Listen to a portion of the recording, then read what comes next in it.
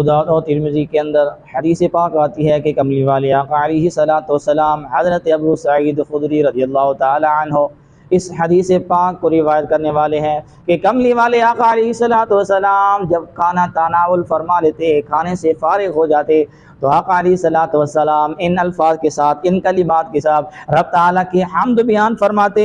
کہ الحمدللہ الذی اطعمنا وسقانا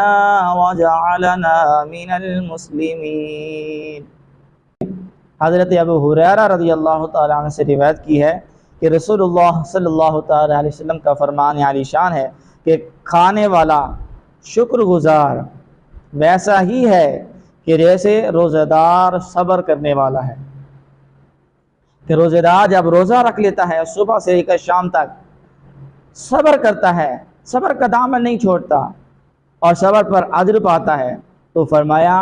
وہ بندہ بھی اسی طرح روزہ دار کی طرح ہے کہ جو کھانا کھاتا ہے اور اس پر رب تعالیٰ کا شکر ادا کرتا ہے کہ یا باری تعالیٰ تیرا شکر ہے کہ تو نے اپنی نعمتوں سے نوازا ہے، رب تعالیٰ کا شکر ادا کرتا ہے، تو فرمایا وہ صبر کرنے والے روزہ دار کی طرح ہے، یعنی جس طرح اس کو اجر و ثواب ملتا ہے اس کو بھی اس طرح اجر و ثواب ملے گا۔ حضرت ابن عباس رضی اللہ تعالیٰ عنہما سے روایت کی ہے کہ آقا علیہ الصلوۃ والسلام نے فرمایا کہ کھانے سے پہلے اور کھانے کے بعد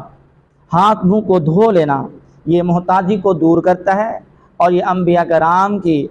اور مرسلین کی سنتوں میں سے ہے،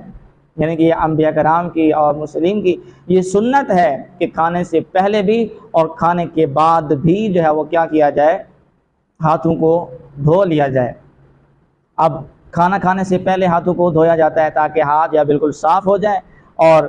اس کے ساتھ جو ہے وہ کھانا کھایا جائے، اور جب کھانے سے فارغ ہوتے ہیں اور کھانوں پر چکناٹ ہوتی ہے اور کھانے کے ذرات ہوتے ہیں، اس طرح کی چیزیں ہوتی ہیں، تو پھر بھی ہاتھوں کو جو ہے وہ دھو لینا چاہیے، چاٹ لینا چاہیے، ہاتھوں کو جو ہے وہ صاف کر لینا چاہیے تاکہ کوئی چکناٹ وغیرہ جو ہے وہ ہاتھوں پر جو ہے وہ باقی نہ رہے۔ نہیں تو آقا علیہ الصلوۃ والسلام کا فرمان علی شان جو ترمذی، ابو داؤد اور ابن ماجہ میں ہے، حضرت ابو ہریرہ رضی اللہ تعالیٰ عنہ اس حدیث پاک کے کوئی روایت فرمانے والے ہیں کہ نبی کریم خاتم النبیین صلی اللہ تعالیٰ علیہ وسلم کا فرمان علی شان ہے کہ جب کسی کے ہاتھ میں چکنائی کی بو باقی ہو